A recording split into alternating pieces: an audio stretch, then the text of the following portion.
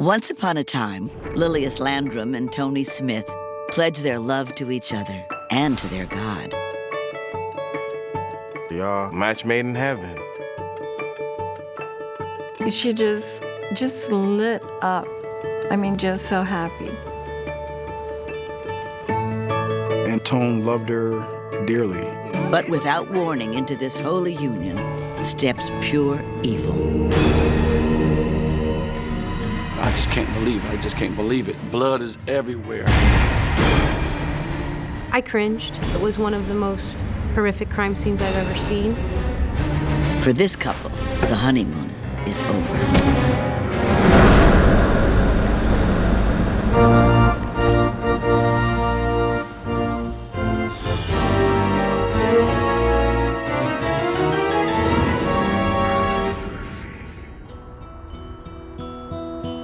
I am too.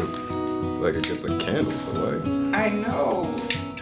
Lilius Landrum is ready to commit to an eternal life with her true love, Tony Smith. The mortgage officer and community activist is a striking beauty at 43 and lives a life of deep religious faith. But she hadn't found the right guy until now. And though the 23-year-old music promoter is a much younger man, Lilius knows this is God's will. All that I have, I'm willing to give and willing to share. And this is what Lilius did. She was very, very pretty, and Tone loved her dearly. Tony is a former bad boy whose life is back on a righteous track, thanks to Lilius. He's now studying to be a minister. She was attracted to the fact that he had turned his life around and was now a good spiritual person. Tony was a positive influence in the community. I had a lot of love for a lot of people. They're a unique couple who live life on their own terms, so they hold a one-of-a-kind wedding ceremony. In a Michigan hotel room, they share deeply personal vows of commitment. I vow to turn away from a life of sin, and dedicate my life to you in Yahweh's name. And I promise to make my love living and active, so our lives remain sanctified. They connected over their faith. God was looking over them. Their lives were meant for a higher purpose, and they were going to live out this higher purpose together. But just 7 months later, back in their home of Akron, Ohio, that higher purpose feels horribly absent. The newlyweds' landlord and neighbor check up on the couple after noticing a strange smell coming from their apartment. The odor was faint from outside, but grows stronger here. And in the kitchen, blood everywhere. Oh my God. They rush to call 911. Akron detectives respond immediately.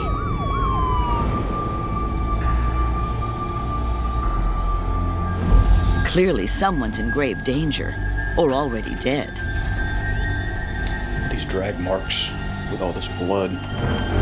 Detectives follow the trail of blood down into a dark, shadowy basement. This is definitely where the pungent smell is coming from. And as we're going down the steps, you can actually see bloody footprints on the stairs.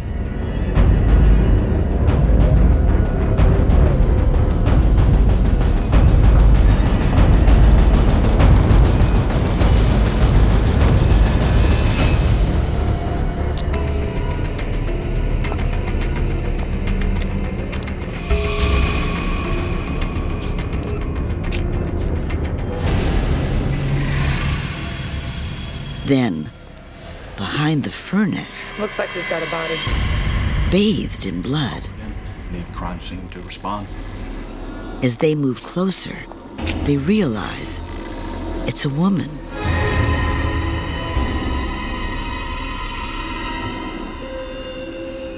Then, a ghastly discovery. Oh, where's the head? Then we noticed that she has no head. A headless body? Even the seasoned detectives are shocked and sickened. I couldn't move my eyes from the body because there's still blood all over her, and then there's blood where she would have been laying coming out of like the neck part.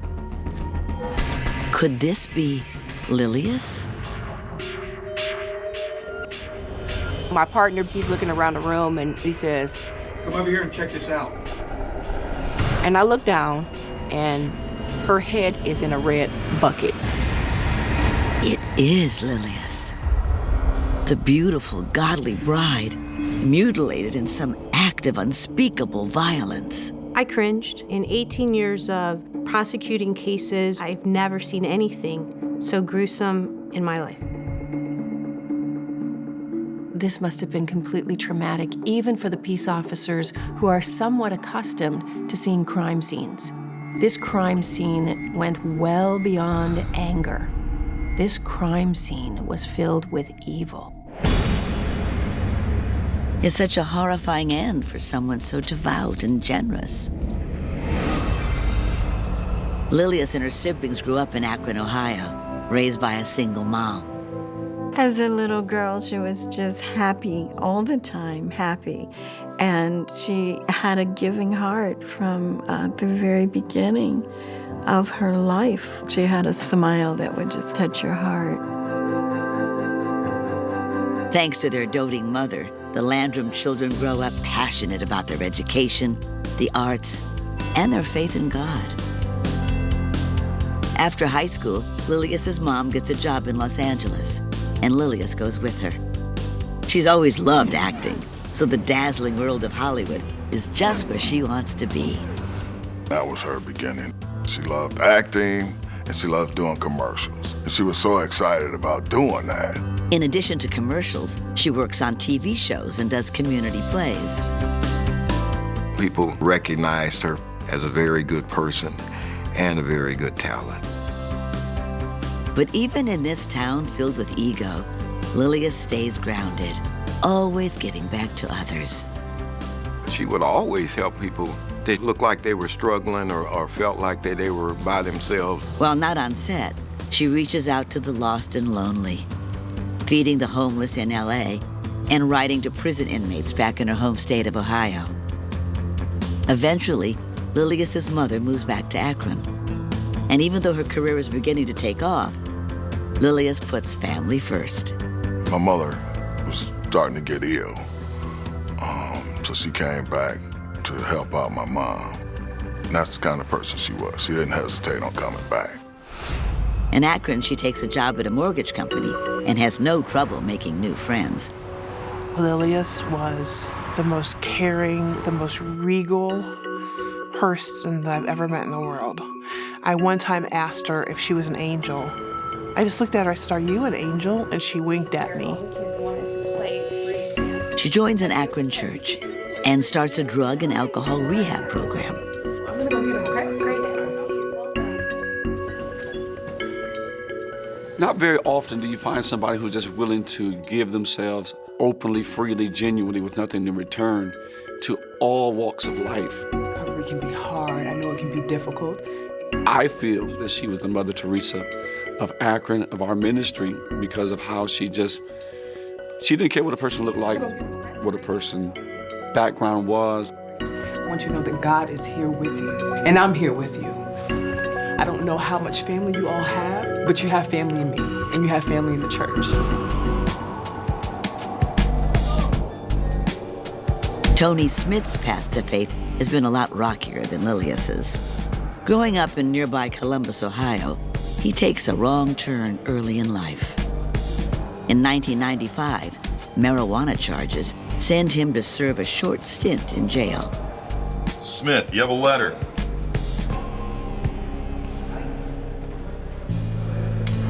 While he's doing his time, a new religious pen pal, the divine Lilius, begins to heal his soul.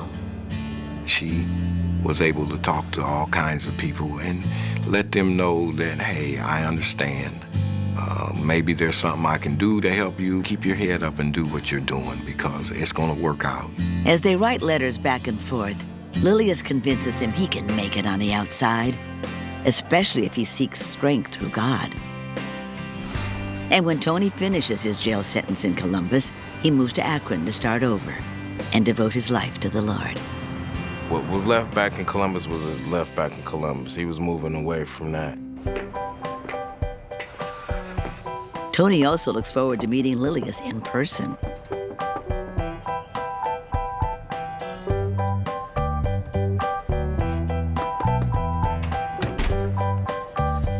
Hi, you're Lilius, right? Yes. Hey, I'm Tony. Tony Smith. Tony Smith. Though it's the first time, they immediately connect like old friends, thanks to the letters they've exchanged. Tony explains he's going to start a record label in town and wants to become a minister. Lilius is thrilled. Despite their 20-year age difference, there's an instant attraction between them. Nothing better to a woman than to find a bad boy that seems to have gone good. Lilius believed in second chances. For Tony, Lilius represented stability. But Lilius has a live-in boyfriend, Max Taylor, also an ex-con she has helped. So who was that?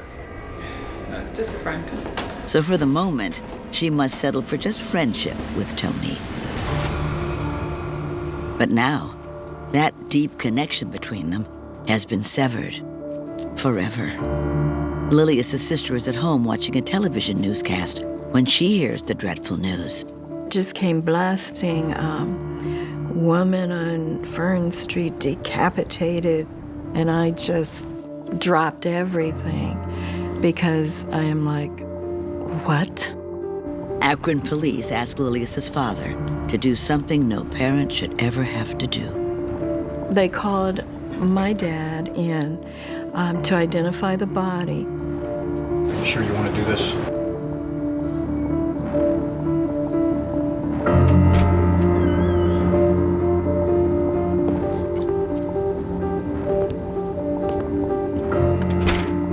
And he said that there was so much blood and the odor was so horrible. And he said her head was in this bucket and she's just looking up at me. And he said, Lius, every night before I go to sleep,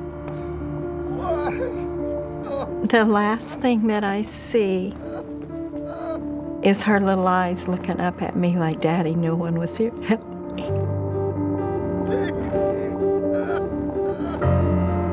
And it was like, why would anyone hurt her?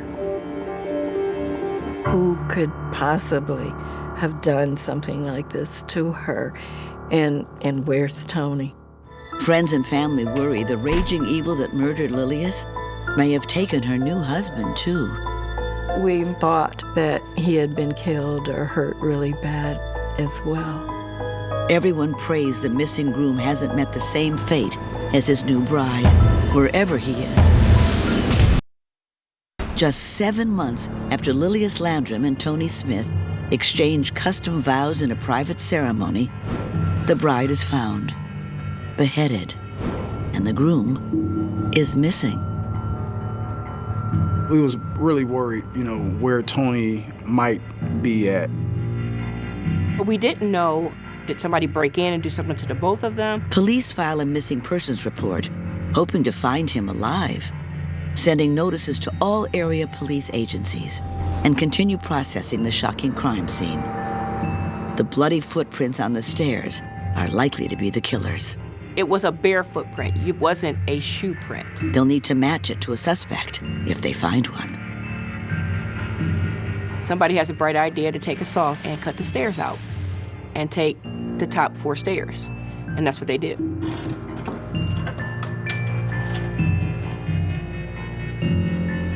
And what was used to commit the gruesome decapitation? The suspected weapon was a serrated steak knife. Everyday kitchen steak knife. Somebody took the time to make sure this woman suffered. I mean, you're not talking about using a machete with one swoop. But perhaps the most stomach-churning detail is that the bucket holding the head is filled with urine. The psychopath who did this had some other thing going on than just, I want you dead. It's, I want you desecrated. I want to completely disrespect your body. This is more than anger. This is evil. And I just didn't understand how you could do that. How could Lilius have been defiled in this horrifying way when she was always so sweet and full of life and happy with her man?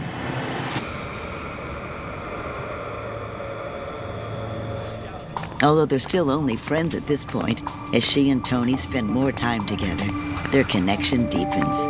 They just have so much in common. We after the pitch, and now we see the Optimus days. Oh my God, this dude is trash. You better line Call me trash? Don't call me trash, man. Don't ever call me trash again, man. My rhymes are sick, man. Don't call me trash. They want to do good. They want to help others. She decides to help him launch his Christian hip-hop record label. Attitude down. We got a label. Me and the lady over there, we're starting the Christian rap label. Yeah? And you're good. I appreciate that. On the label. Yeah, I've been looking for somewhere to showcase my talents. I was in high school, man, and I needed a lot of help staying focused there, you know, young and wild. But if you want to do something, we are having a showcase. And we're opening up a new label, and I want to know you guys. Yes. They begin to sign artists for their label. I appreciate it, man. All right. It was a motivator to people who had dreams, you know, and I think he got a lot of that from Lilius. Nothing was impossible, you know, nothing was impossible. Preaching the reality of optical faith, an object set in Christ like an optical faith. It's a long shot and will require a lot of work. But the two friends scrape together the money to start small, determined to make the label a success. We were like tight-knit family. Lilius was like the mother of everybody on the label, and Tony was like really more of a brother. Hey, Tony. Tony, how was that? How was that? Did you hear me? One more time. And it starts to look like their new label has real promise. This label is one of the first labels I ever heard about with rappers talking about God, you know, so it was different. What does this do? Like, what's all this stuff? Spending so many hours working together only strengthens the attraction between them. But at this point, Lilius is still with Max, and Max isn't very stable. Before Lilius had taken him under her wing, he'd served time for murder. While in prison, he witnessed a violent riot and has vivid flashbacks. When I'd pick her up from work, he would be pacing on the front porch, just pacing back and forth, back and forth, back and forth. And I'm like, what is wrong? And she's like, he's just so out there from what he saw. He's just a nervous wreck. And he can see Tony and Lilius are really connecting. You think you can steal my girl? Hold on, man. Hold on. Break it up! Go, Max. Get out of here! Huh? Hey! Max, go! Lilius has had enough of Max's jealousy and mental instability and breaks up with him. And Tony is right there for her. Tony just made you feel at ease. He made you feel comfortable. He wasn't like Max, pacing and being weird. With Max now out of the picture, Tony can put his feelings for Lilius on full display. And Lilius admits she's grown to love Tony. There was such a buildup to this love affair because it began innocent as a friendship, by letter, no less. And then it became a real-world friendship.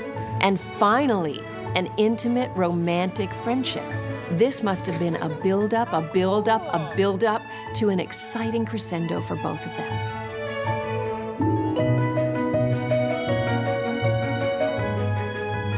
They clicked together. When they walked in the room, it was like beauty entered the room. It was like, wow, y'all look wonderful together. A match made in heaven. So I was thinking, we should probably try to go to church sometime. Yeah, for sure.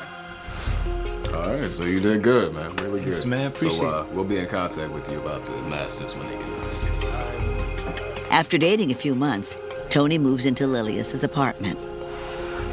They're inseparable and madly in love. true soulmates.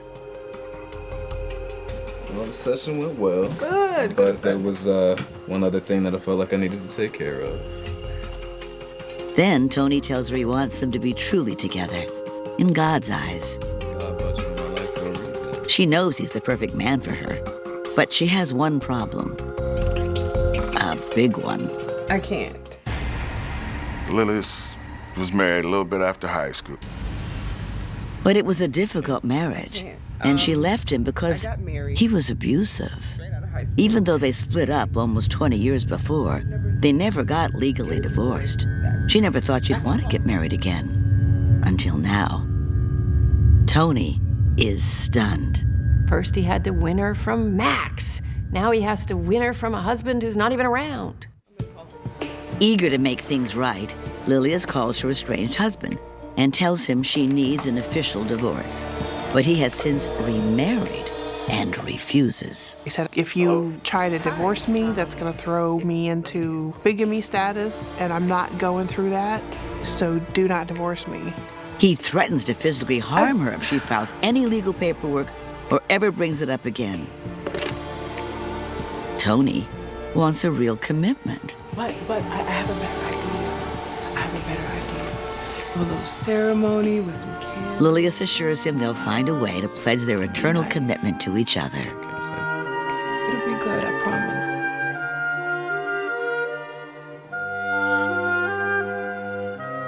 So where's my ring?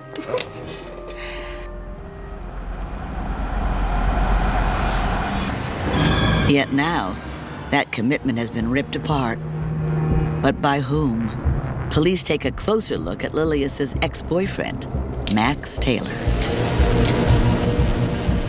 They get a shocker when they learn he witnessed an inmate's decapitation during a prison riot. Somebody had get their head chopped off with an axe, and he had said seeing that was very exhilarating to him. When I found out that she was decapitated, I immediately thought of Max. Immediately, this man was obsessing over, seeing somebody decapitated. So hello, 2 and 2. And then here we are with Lilius's head being cut off. So yeah, we did want to talk to him about it. An angry ex with a record who gets excited by decapitation? Detectives need to find Max Taylor fast. Tony's life may depend on it. New bride Lilius Landrum is found in her basement, decapitated. Her new husband is missing, and police worry he may be in danger. Investigators continue processing the crime scene. In the kitchen, they find women's slippers and a smashed gospel cassette tape. And there was a broken earring. The blood was everywhere, ceiling, all the floors, 4 sides, even on the door. It was clearly a lengthy and brutal attack that began in the kitchen and moved toward the basement door. Lilius didn't give up easy. It was very violent. You could tell that she was fighting. 2 of her fingernails were broken. Blood spatter shows she was decapitated near the basement door. The killer then dragged her down the stairs and dumped her body behind the furnace. Then dropped Lilius's head into the bucket.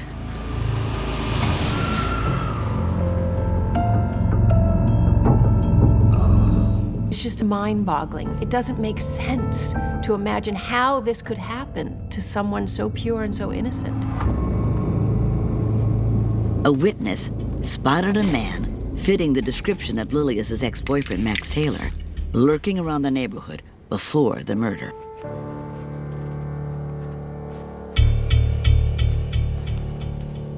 I told the police, I said, you are gonna find Tony dead. He's gonna be stabbed in a car in the back of a trunk somewhere because Max stabbed him. Police expand their search for Max. The day after the body was discovered, the autopsy comes through. Turns out, Lilius lay dead in the basement for 9 days before being found. And the report reveals even more appalling details. Lilius was actually still alive when the murderer decapitated her. The pain she would have been in, I don't think it would have been quick and painless. It's just, it's inconceivable. It's so sad to realize that this woman who died such a wicked death was so happy just months earlier as she prepares to wed Tony. Since Lilius's husband won't grant her a divorce, the couple conjure up their own unique wedding ceremony for the one witness who truly matters, their Lord. She said this is the only thing they can do right now in order to be right with God. Afterward, they excitedly share their news with friends and family. Lilius wrote me a letter, and she told me how happy she was and that you're not going to believe this, but I've married my Tony.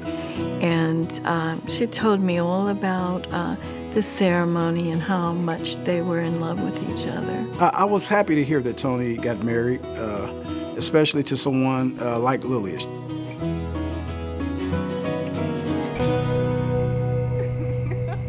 Everything is perfect. Until Max Taylor hears the two are officially together. And the jealous ex begins stalking Lilius and leaving threatening messages on her answering machine. Lilius, don't think you can get away with this.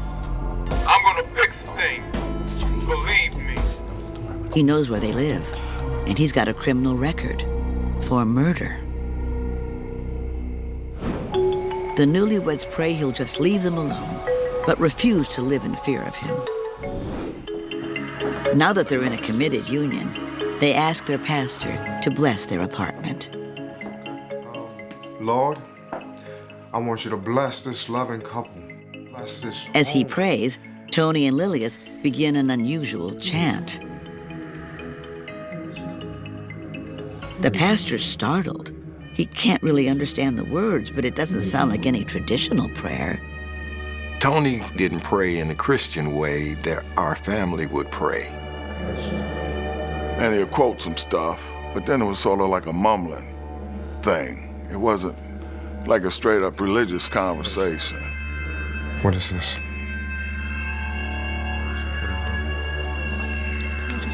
But Tony's intense and personal approach to his faith is part of what made Lilius fall for him. The man she'd be with forever. But that forever has now died with Lilius. Within 3 days of finding the body, detectives finally locate Max Taylor, Lilius's possessive ex. So why y'all got me here? It's about Lilius. He confirms he had gone to prison for murder and admits he was not at all happy about Lilius's relationship with Tony, but he swears he didn't harm her. He gives him an alibi for the day the murder took place. He was with friends who can confirm it. And there's more. Max's footprint was smaller than what we measured on the step. The step print was at least a 13, and his footprint was smaller. It's too small. It's clear physical proof he was not the one walking through the blood.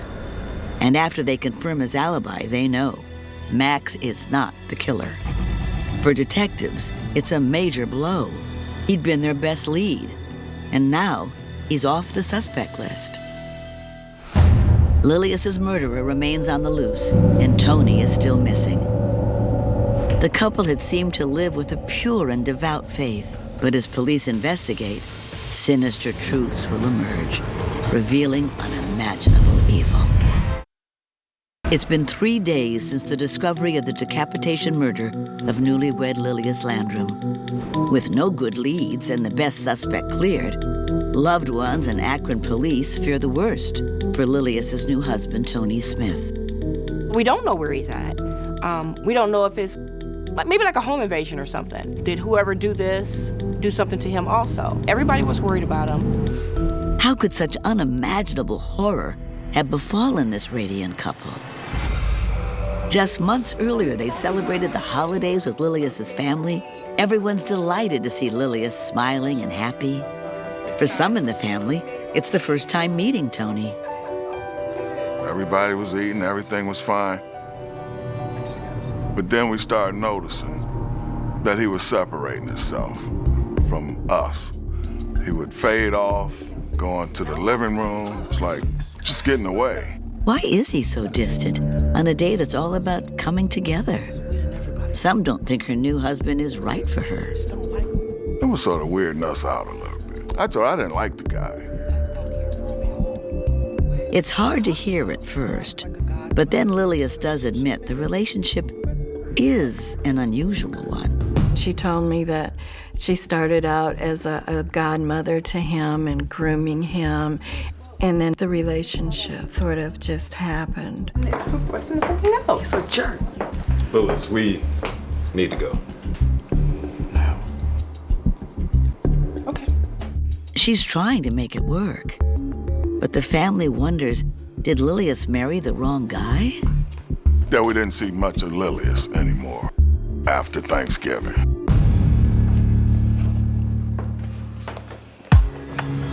As the weeks pass, friends and family start to see glimpses that Tony is changing, for the worse. Any new couple has growing pains, but Tony seems angry all the time now. The neighbor upstairs, he heard them having fights and yelling. Friends notice he begins to order her around, demanding her total obedience. It was like he controlled everything that she said, that she did. Even a couple of her friends said, why don't you wear this? Well, Tony doesn't want me to wear things like that anymore. I just put my hat on. You can't wear that in there. Why It's not? disrespectful to Yahweh. Take it off. But I always wear my... Take the head off. Becoming subservient is sort of what spouses do to try to placate, to try to avoid anger, to try to keep everything okay. They let the person become in control because they think that'll be the way to avoid conflict.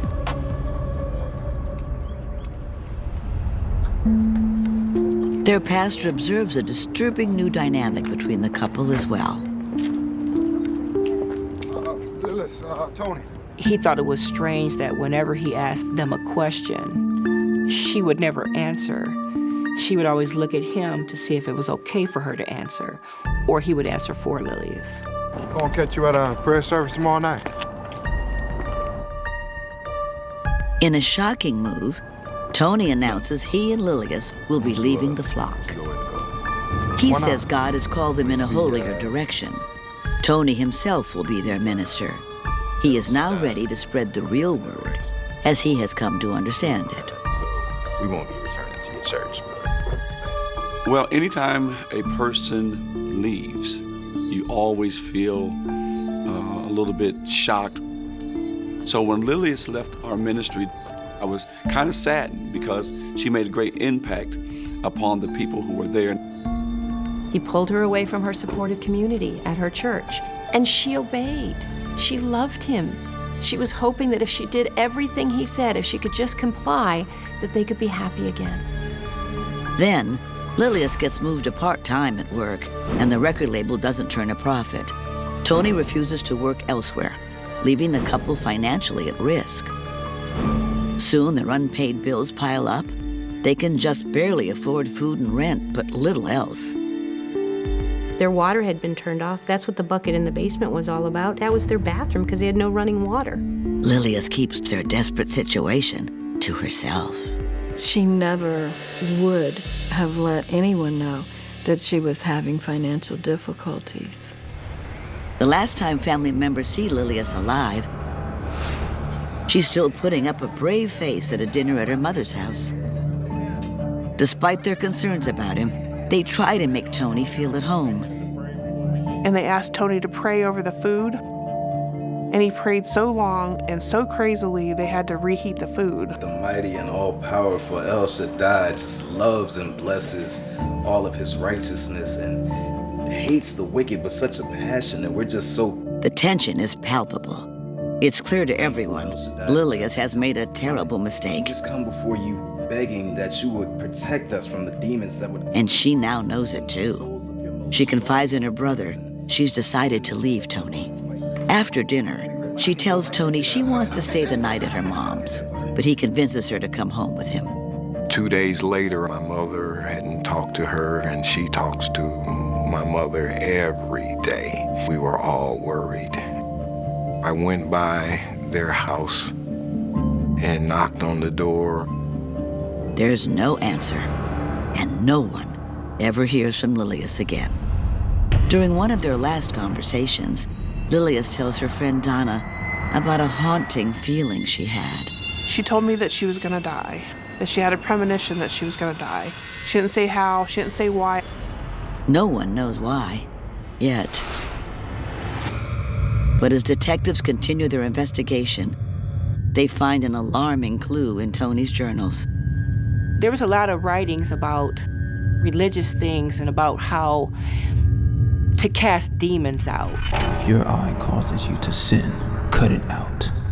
And then there was these ongoing comments of off with her head or off with the head. Off with the head. We were all, everyone in the family was totally shocked that he was writing these lyrics off with the head. Clearly, Tony's religious faith has taken a very dark and dangerous turn. His hateful words immediately move him from potential victim to crucial suspect. But where is he? Then, police in Whitehall, Ohio, 130 miles south of Akron, report that on March 26th, the day after the murder, but before the body was found, they chased a stolen SUV through the city. So after 40 minutes of a high-speed chase, the Whitehall Police Department were able to lay out stop sticks. The car ran off the road and hit a tree. Get out, go, get out, go, get out, go! The driver, Tony Smith. When they pulled him out the car, he actually tried to fight with the police, and the dog kind of chewed him up a little bit. Finally, the new groom is in custody. And the story he's about to tell will provide the most sickening twist of all. 4 days after Akron police find Lilius Landrum decapitated in her basement, her husband, Tony Smith, is transported back to Akron and brought to police headquarters. After he's arrested and he's in our custody, we actually roll his foot with like ink, just like a handprint, put it on paper. Lilius's murderer left a bloody footprint at the crime scene. It's a perfect match. Look at the picture. It clearly places him at the murder. Detectives tell him they know that he did it.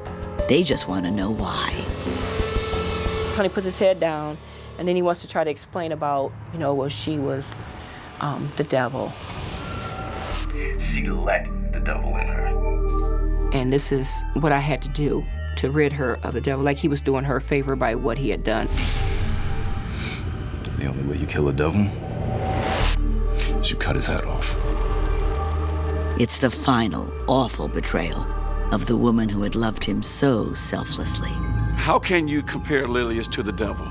A person who had taken you in, ministered with you, shared with you, encouraged you, embraced, centered you around people who gave love, now all of a sudden switch and change. The two just doesn't go together. Is the devil's story just a ploy to seem crazy?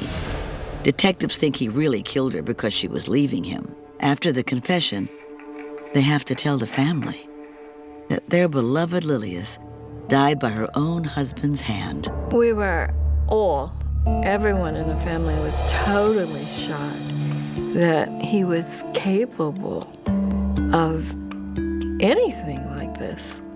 I mean, who he portrayed himself to be was totally different from the monster that could have severed her head.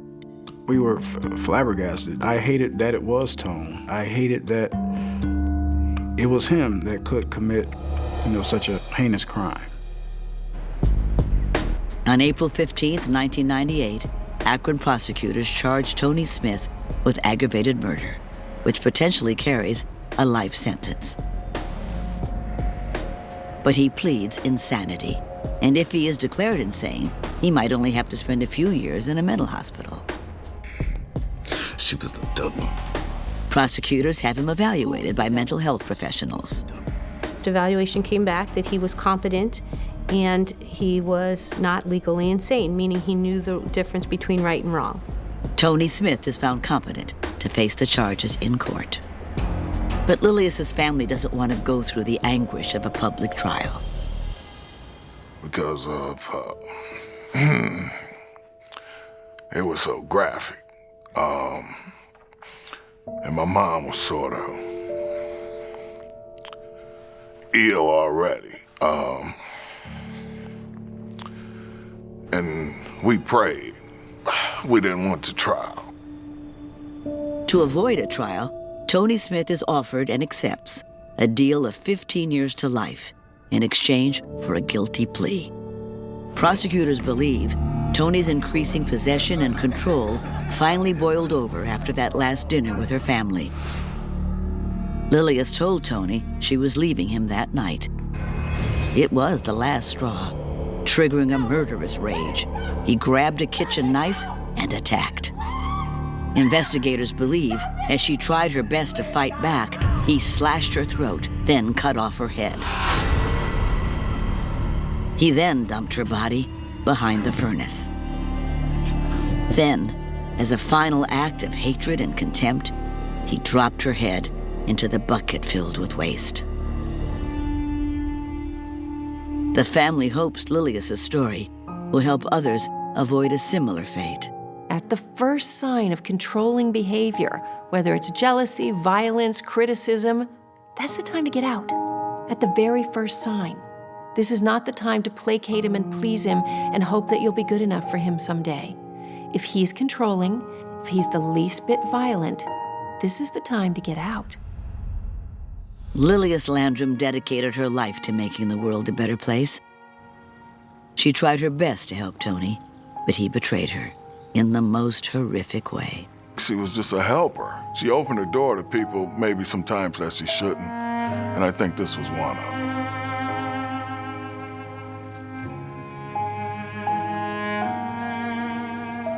And this was too heavy for me. Somebody you really love, and we were real tight.